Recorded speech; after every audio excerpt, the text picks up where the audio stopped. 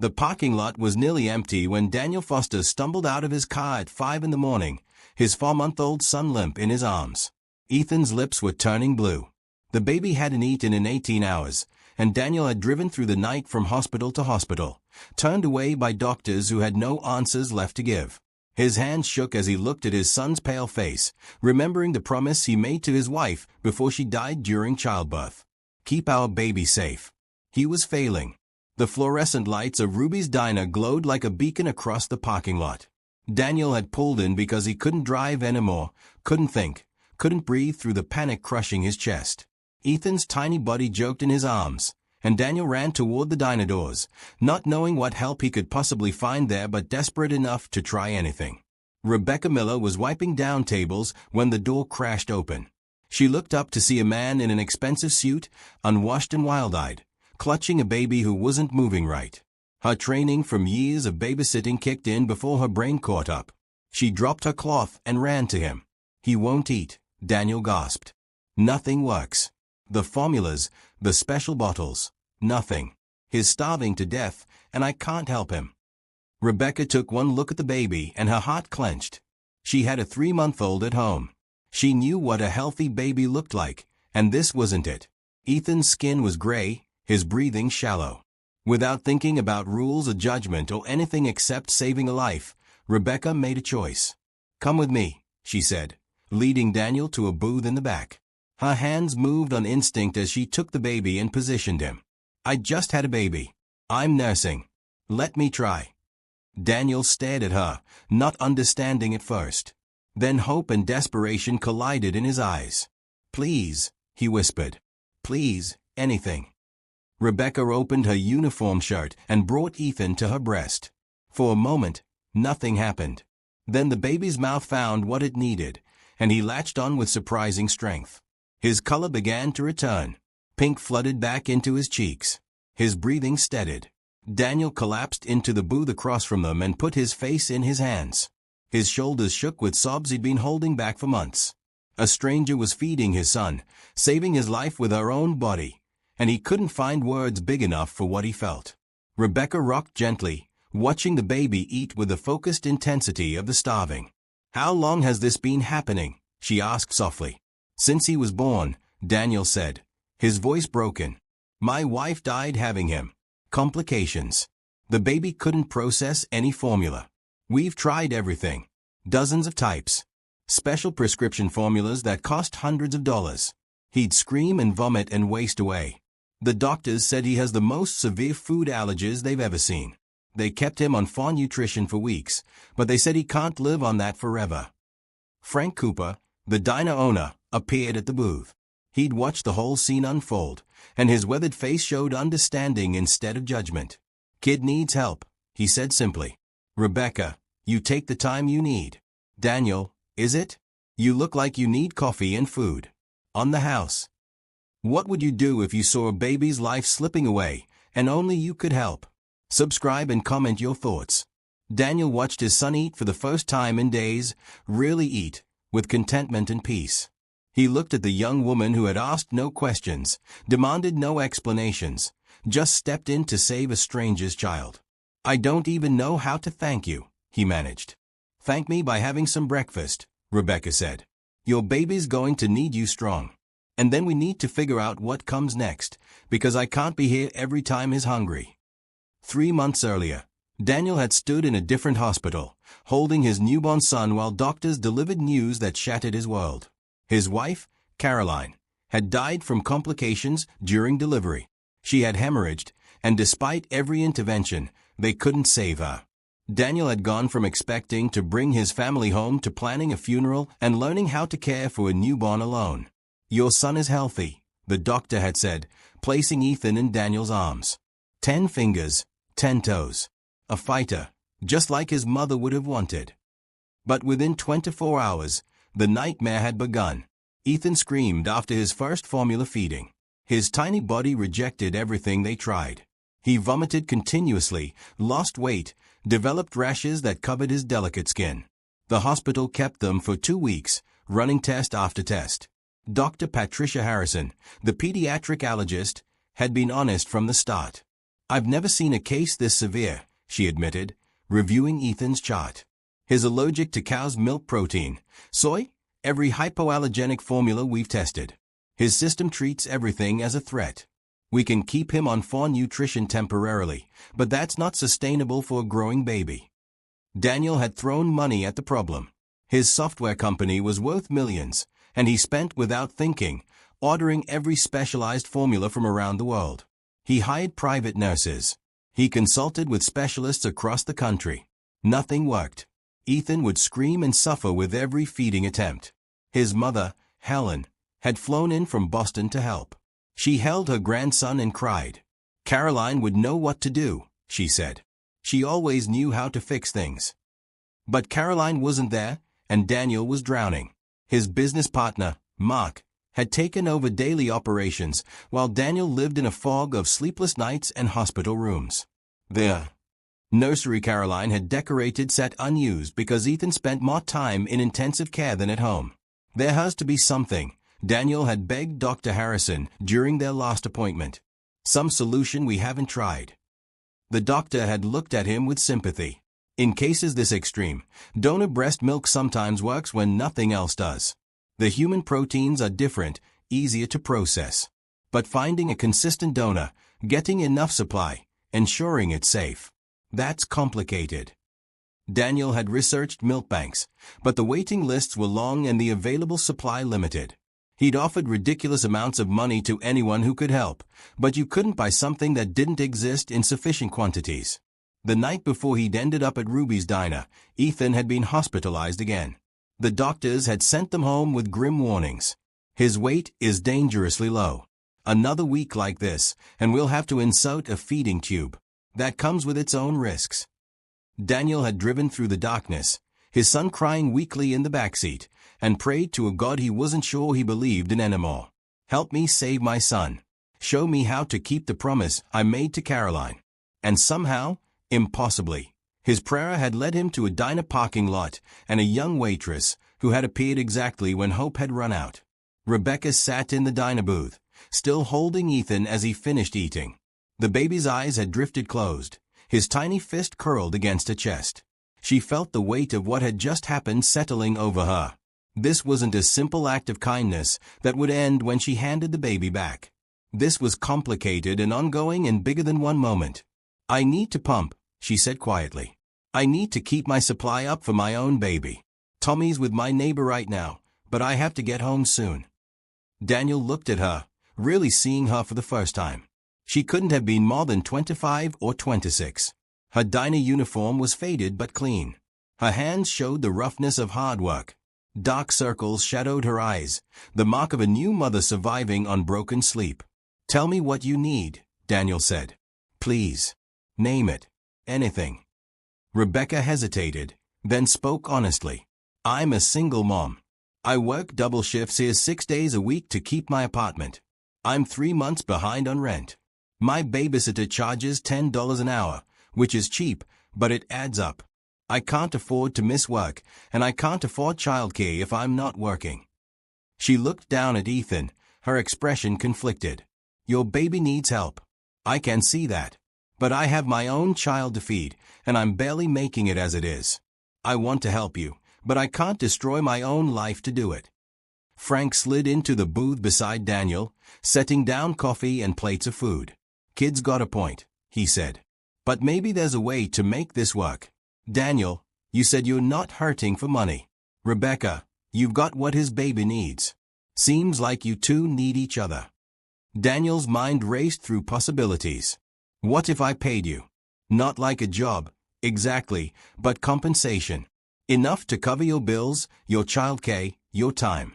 What if I made it possible for you to help Ethan without destroying your own stability? Rebecca bit her lip. That sounds like something that could go wrong in about 100 ways. Or it could save both our children, Daniel countered. Look, I know how this sounds. I know how people might judge it. But my son is dying, slowly starving to death while I watch helplessly. You're the only person who's been able to feed him in 4 months. If there's any way to make this work, I have to try.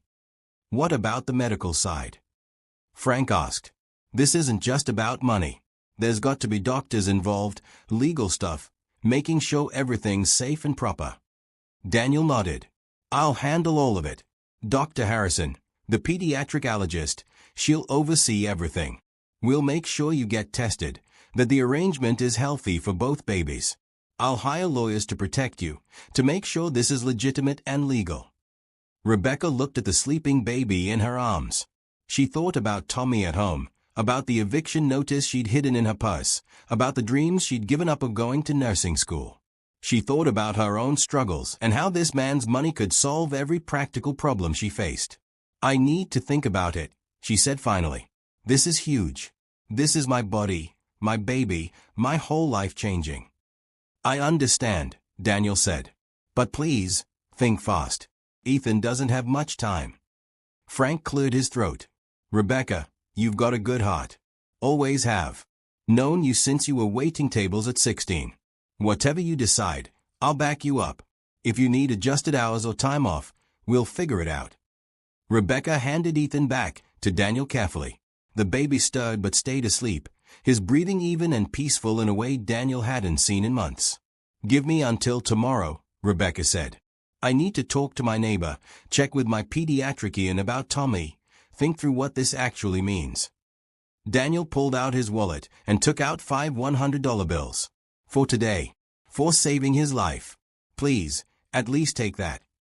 Rebecca stared at the money, knowing she should refuse, knowing she desperately needed it. She took it, her cheeks flushing. Tomorrow morning, same time. I'll have an answer. Rebecca said yes. She showed up at the diner the next morning with Tommy in a carrier and determination in her eyes. I talked to my pediatrician, she said. She said as long as Tommy's eating enough and I'm producing plenty, it's physically safe. She gave me information about tandem feeding and maintaining supply for 2 babies. Daniel had barely slept, spending the night researching, calling Dr. Harrison, consulting lawyers, and preparing for every possible outcome. I have a proposal, he said, spreading papers on the table. I own a house in Westlake Hills. Big place. Too big for just me and Ethan. There's a guest house on the property, completely separate. 2 bedrooms, kitchen, everything you'd need. Move in with Tommy. I'll pay you $5,000 a week for helping Ethan, plus cover all your expenses. Housing, food, childcare if you need it, medical care, everything. Rebecca's eyes widened. That's more than I make in 2 months. It's less than what I was spending on formulas and specialists that didn't work, Daniel replied. And it's worth it if my son lives. Dr. Harrison wants to monitor both babies closely. This way, everything's under one roof. You'd have privacy, independence, but Ethan would have access to what he needs. What about my job? Rebecca asked, looking at Frank. The diner owner waved his hand. Consider it a leave of absence.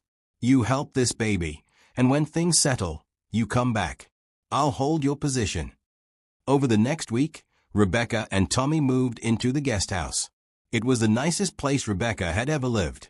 The furniture was new, the appliances modern, the bathroom bigger than her old bedroom.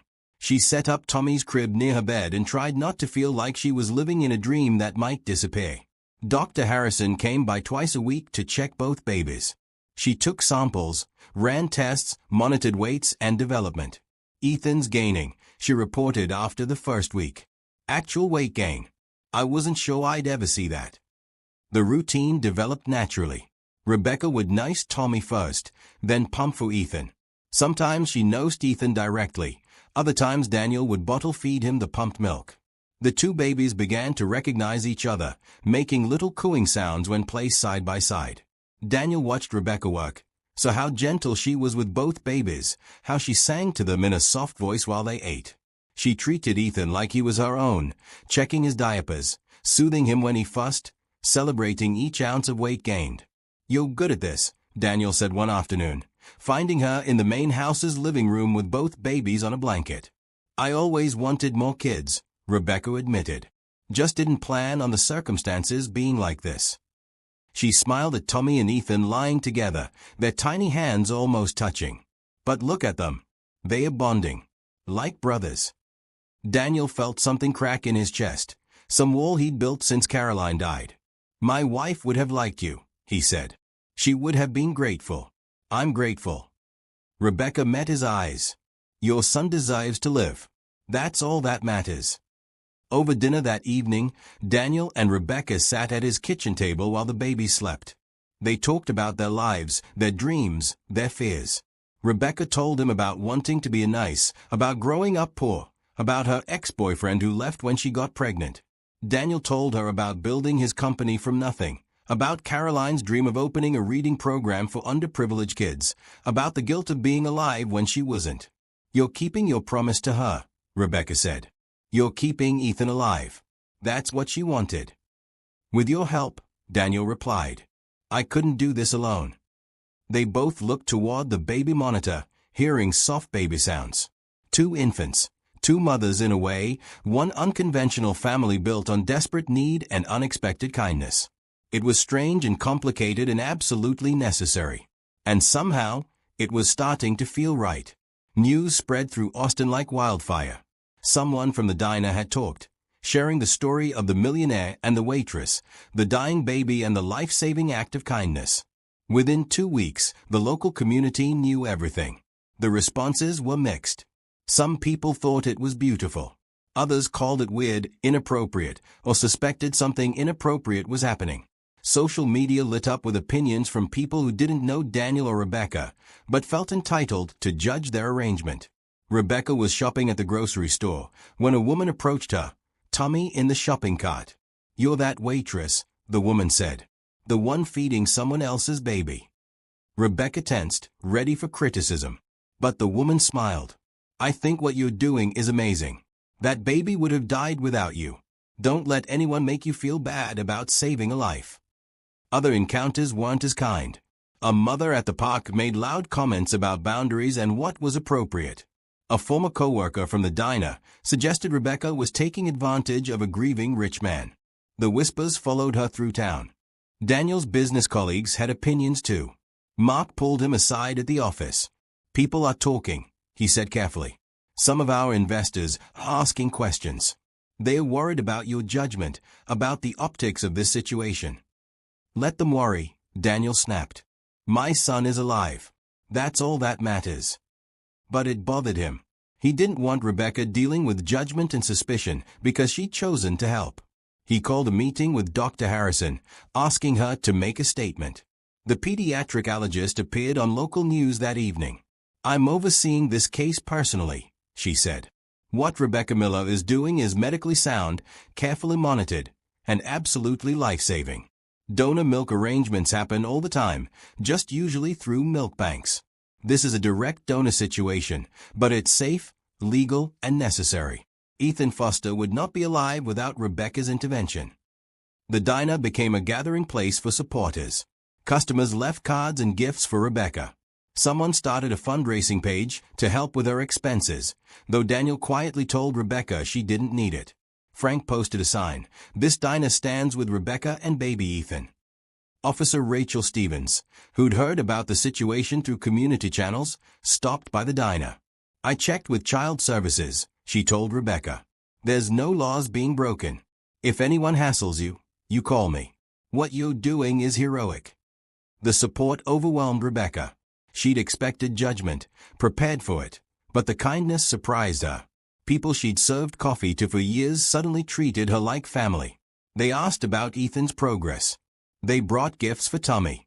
They defended her against critics. Daniel experienced something similar at his company. His employees, once worried about his distraction and grief, rallied around the story. They collected items for Rebecca, organized a baby shower for both boys, created a support network that extended beyond money. People want to believe in good things, Mark said, changing his tune. Your story reminds them that kindness matters. Maybe we should share it more widely. Daniel wasn't sure. He wanted privacy, protection for Rebecca and the babies. But he also recognized that their story had power. If other families were facing similar situations, maybe knowing about their solution could help. He discussed it with Rebecca that evening.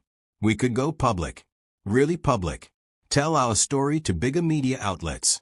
It might help other families, raise awareness about severe infant allergies. Rebecca considered it. Will it make things harder? More judgment? Probably, Daniel admitted. But it might also make things better. Show people that unconventional solutions can save lives. That kindness matters more than appearance or normalcy. If you were Rebecca, would you risk judgment to help others? Hit subscribe and tell us in the comments what you'd do. Rebecca looked at Ethan, sleeping peacefully in the bassinet beside them. The baby had gained 2 pounds in 3 weeks. His skin glowed with health. His smile appeared more every day. Okay, she said. Let's tell our story. If it helps one other family, it's worth it. The media attention started small. A feature in the Austin American-Statesman. A segment on the local news. But within days, it exploded. National morning shows called. Parenting magazines wanted interviews. Social media influencers shared the story. And suddenly Daniel and Rebecca were fielding requests from around the world. They agreed to appear on Good Morning America. Rebecca was terrified. She'd never been on television, never spoken to millions of people. Daniel coached her through it. Just tell the truth, he said. Tell them why you did it. Sitting on the bright set, facing cameras and lights, Rebecca held Tommy while Daniel held Ethan. The host asked gentle questions, and Rebecca spoke from her heart.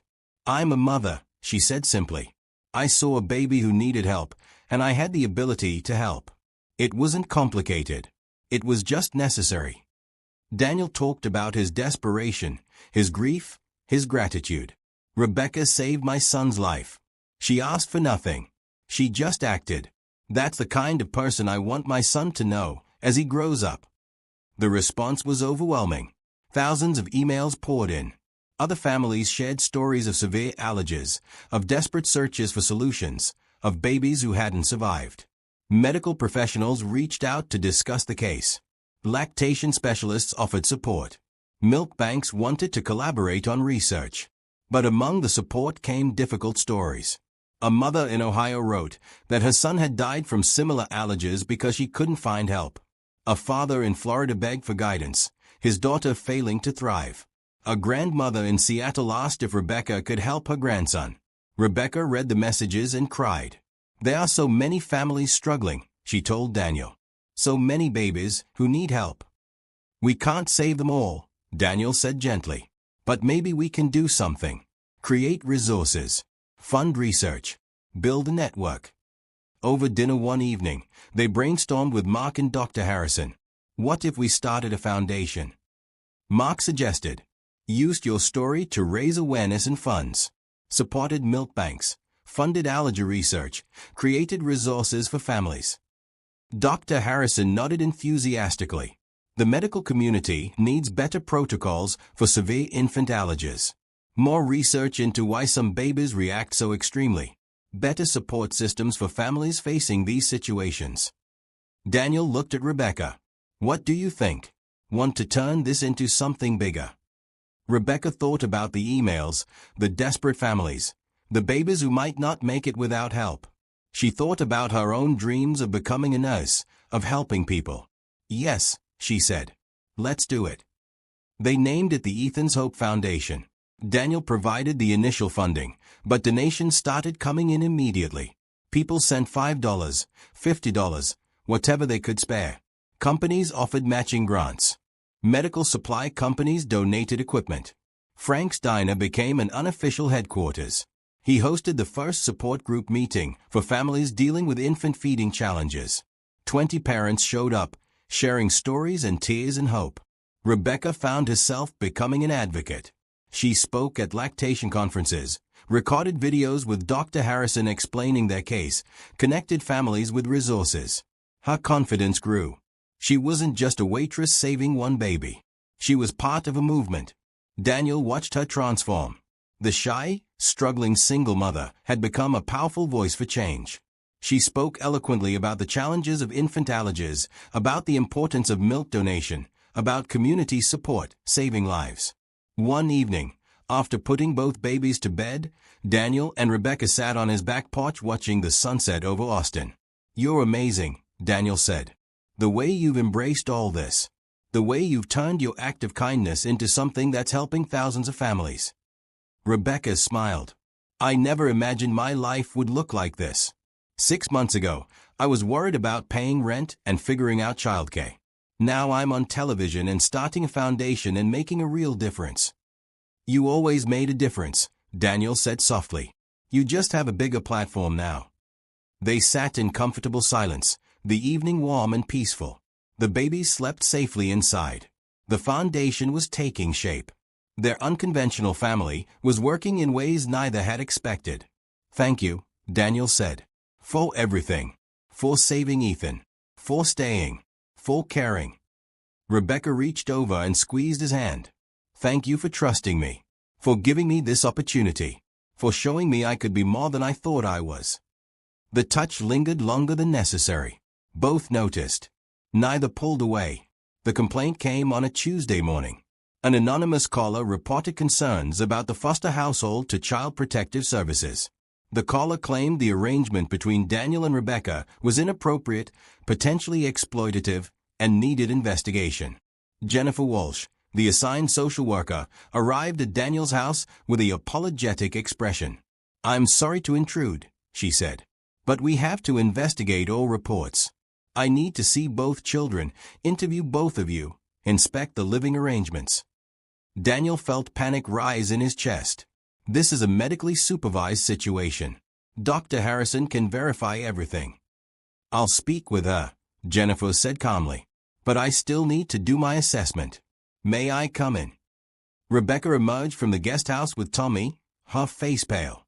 She'd been through the system as a kid, knew how it worked, knew how quickly things could go wrong.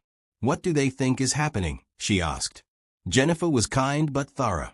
She examined both babies, noting their healthy appearance, good weight, clear engagement with their caregivers.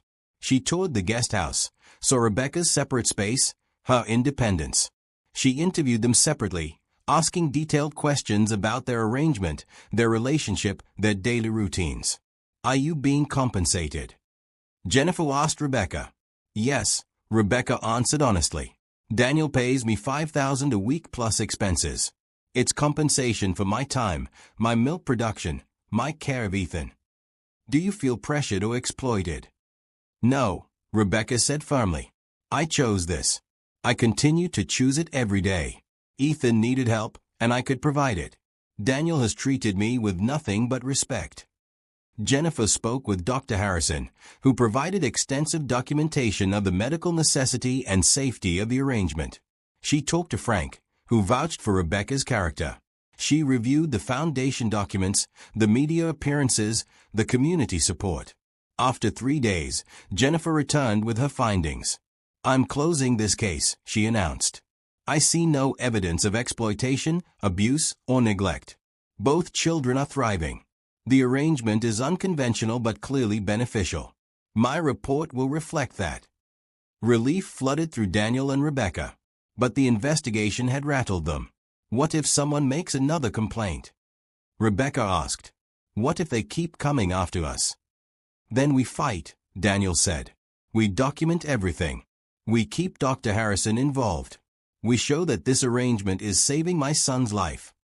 Officer Stevens stopped by later that week. "I heard about the investigation," she said. "Want me to look into who made the complaint?" "Is that legal?" Rebecca asked.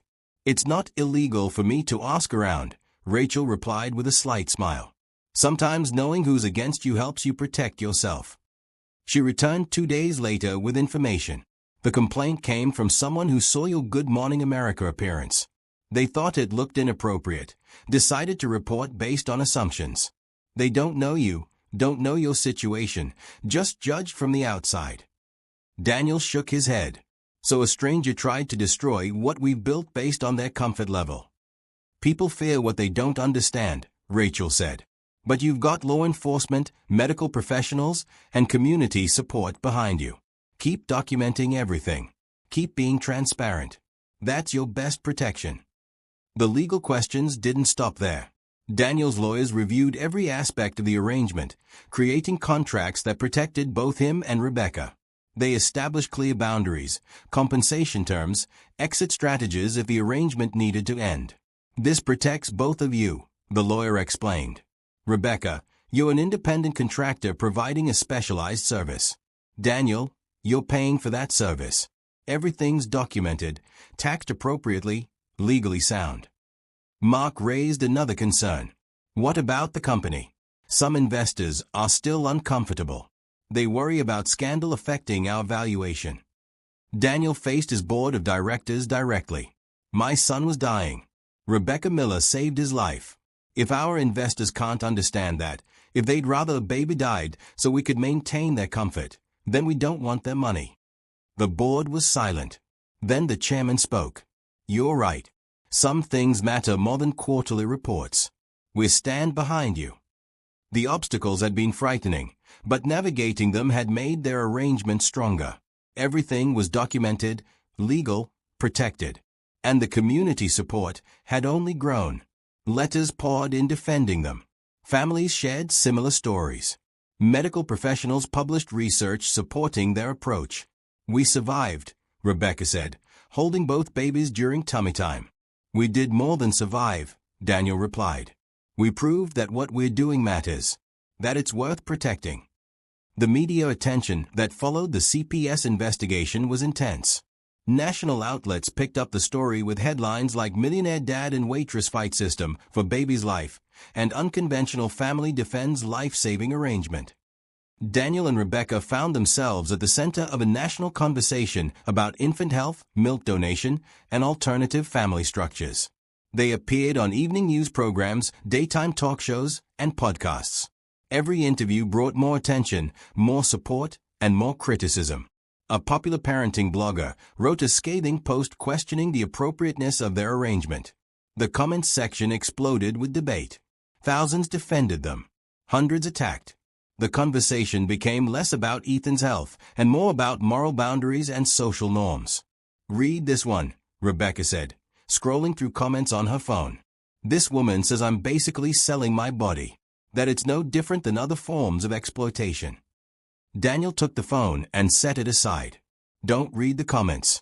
Focus on the families we're helping. And there were families they were helping. The Ethan's Hope Foundation had received over 50,000 applications for assistance in just 2 months. Parents shared desperate stories of children with severe allergies, of medical bills they couldn't pay, of formula they couldn't afford or that didn't work. Dr. Harrison and her team began developing protocols based on Ethan's case. They published research on severe infant allergies, on the efficacy of donor milk in extreme cases, on new approaches to testing and treatment. Medical journals featured their work. Hospitals requested consultations. We're changing medical practice, Dr. Harrison told them during a foundation board meeting. Your case is literally rewriting how we approach severe infant allergies. We're saving lives we would have lost before.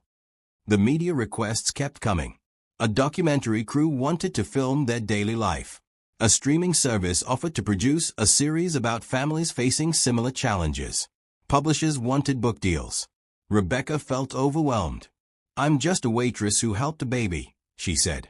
I didn't ask to be a spokesperson or activist or whatever people think I am.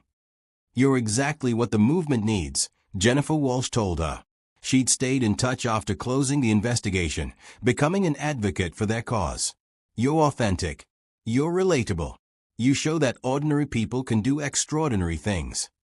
The foundation hosted its first major fundraiser.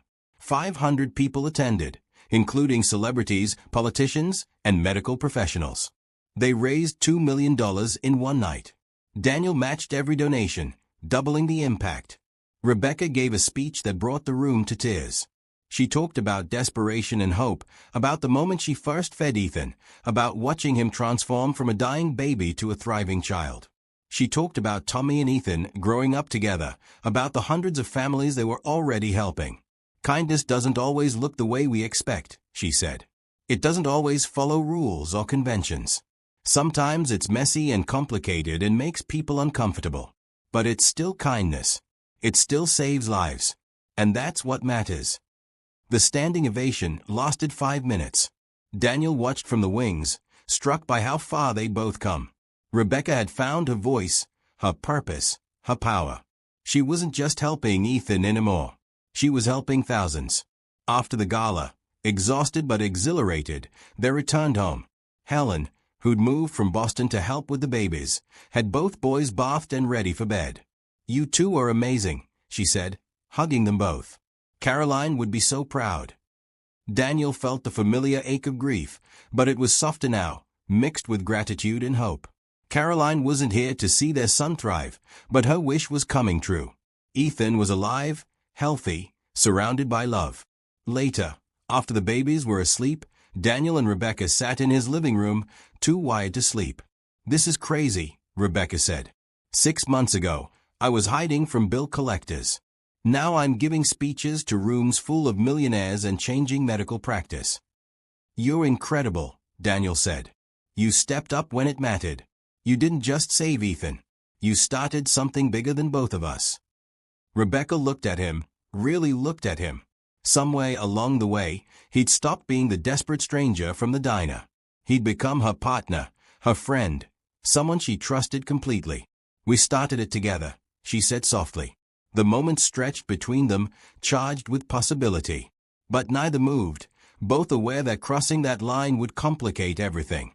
They had the babies to think about, the foundation, their public image. Whatever was growing between them had to wait. 6 months into their arrangement, Ethan's Hope Foundation had helped over 200 families.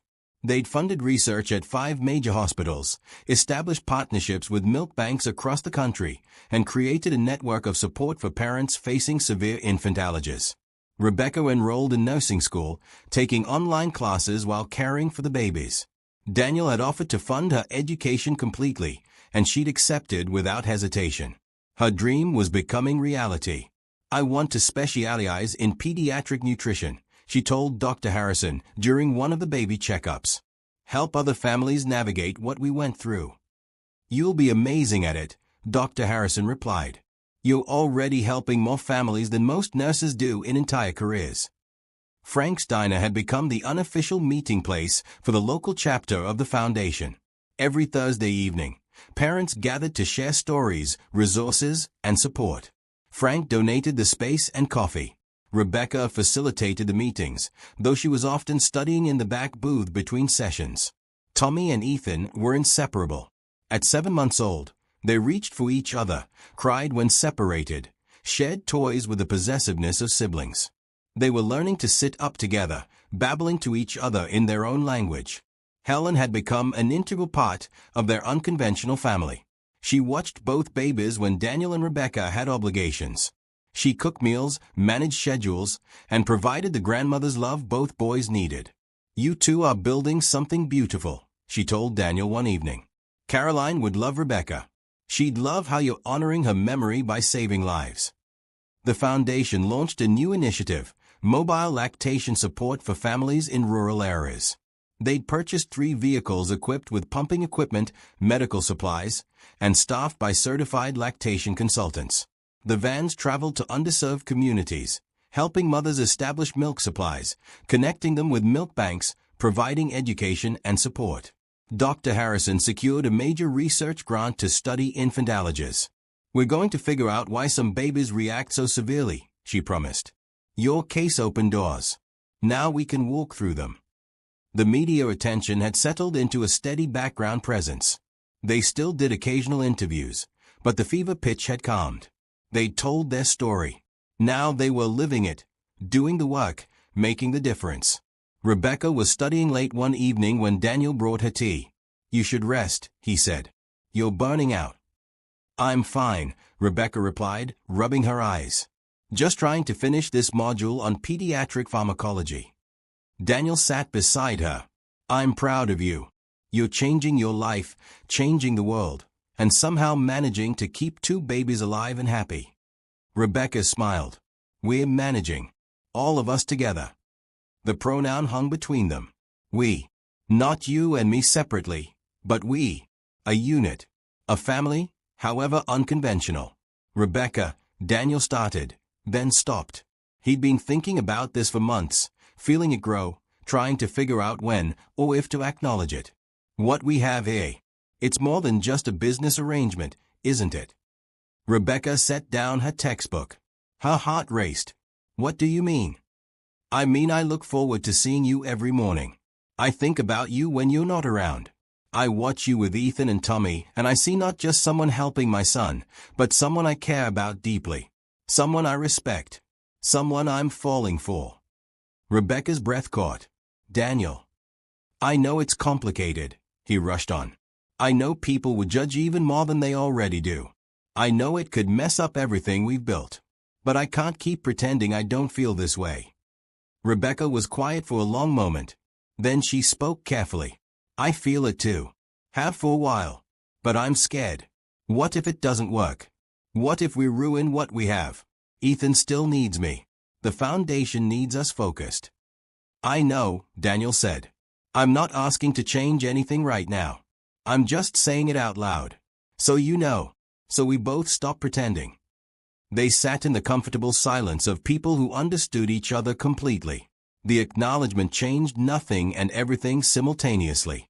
The feelings were real, spoken, validated. What they'd do about them remained unclear. "Let's take it slow," Rebecca finally said. "Let's finish what we started with the foundation. Let me finish this semester. Let's make sure the boys are stable.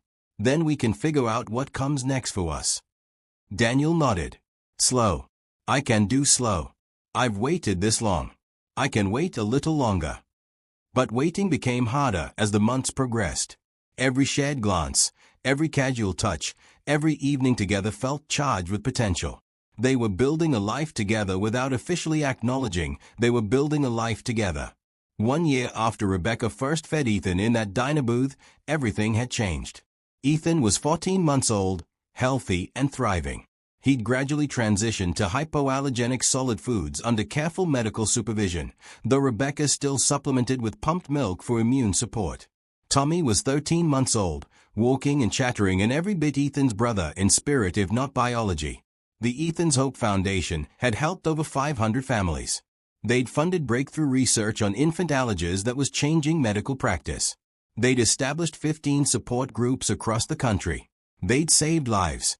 Rebecca had finished her first year of nursing school with a perfect grade point average. She'd been featured in Nursing Today magazine as an emerging leader in pediatric nutrition. She'd published an article with Dr. Harrison on unconventional donor milk arrangements. But the most significant change was happening in the family itself. Daniel and Rebecca had stopped pretending they were just business partners or friends. The feelings they'd acknowledged had grown impossible to ignore. "I love you," Daniel said one evening after the boys were asleep. He'd been planning to wait, to be patient, but the words came out on their own. "I love you, and I love how you love my son like he's yours. I love how you've transformed my life and the lives of hundreds of families. I love your strength and compassion, and the way you make everything better, just by being in it." Rebecca cupped his face in her hands. "I love you too. I've been terrified to say it, terrified to risk what we have. But I love you, and I love Ethan like he is mine. These boys are brothers. We're already a family. We've been one for months." They kissed for the first time since meeting a year ago, and it felt like coming home. All the complications, all the judgment, all the unconventional circumstances faded against the simple truth that they belonged together. Helen found them together the next morning, both boys between them on Daniel's couch, everyone still in pajamas watching cartoons. She smiled knowingly. "About time you two figured it out." The community had been watching their relationship develop too. Frank congratulated them. Dr. Harrison said it was the most logical outcome she'd ever seen. Officer Stevens joked that she'd won the bet on when they'd finally get together. But Daniel and Rebecca didn't rush. They'd learned that building something lasting required patience and intention. They dated properly, with Helen babysitting. They talked about their future, their goals, what they wanted for the boys. 3 months later, on a warm Austin evening, Daniel proposed. Not with grand gestures or public displays, but quietly, in the guest house where Rebecca still technically lived though she spent most nights in his house now. "I want us to be official," he said. "I want to adopt Tommy, if you'll let me. I want you to legally be Ethan's mother. I want us to be a real family in every way that matters." Rebecca said yes through happy tears. "We're already real. But yes, let's make it official. Let's show the boys that families can be built in all kinds of ways." They were married 6 months later in Frank's diner, where it all began. The ceremony was small, intimate. surrounded by the people who'd supported them through everything. Helen cried. Frank gave Rebecca away. Dr. Harrison was maid of honor. Mark was best man. Ethan and Tommy were ring bearers, toddling down the aisle with determination and causing everyone to laugh. The foundation continued to grow. They opened a physical center in Austin, offering lactation support, medical consultations, financial assistance, and community resources. Rebecca would work there part-time after graduating nursing school. Daniel expanded his company's charitable giving, making infant health his primary focus. But the most important work happened at home. Two boys growing up as brothers, learning from parents who'd found each other through desperate circumstances and chosen to build something beautiful from hardship. They were teaching Ethan and Tommy that family isn't always biology, that kindness can change everything, that love appears in unexpected places. Tell me the story again, Ethan would ask years later, looking at the photos from that first day. Tell me about when Rebecca saved my life. And they would tell him, again and again, about the diner and the desperate father and the waitress who didn't hesitate to help. They'd tell him about the community that rallied, about the foundation that grew, about how one act of kindness had saved not just his life but hundreds of others. You were dying, Rebecca would say, holding his hand. And I had what you needed. It was that simple and that complicated. But love made it work. Love always makes it work. The family they'd built was unconventional, born from crisis and desperation. But it was real and lasting and proof that the best families are sometimes the ones we choose, the ones we build through courage and compassion, and the willingness to do whatever it takes to save the people we love. Years later, Ethan's Hope Foundation would help thousands of families. Research funded by their work would lead to better treatments for infant allergies. Lives would be saved because Daniel and Rebecca had been brave enough to try something different, to ignore judgment, to let kindness lead. But on that first night, in that diner booth, none of that was visible. There was just a dying baby, a desperate father, and a waitress who chose to help. Everything else grew from that single moment of compassion, rippling out to change countless lives. That's the power of kindness. That's the power of love. That's what happens when people choose to help instead of turning away. One act, one moment, one choice can change everything. And it all started with a simple decision: to feed a stranger's hungry baby, no questions asked.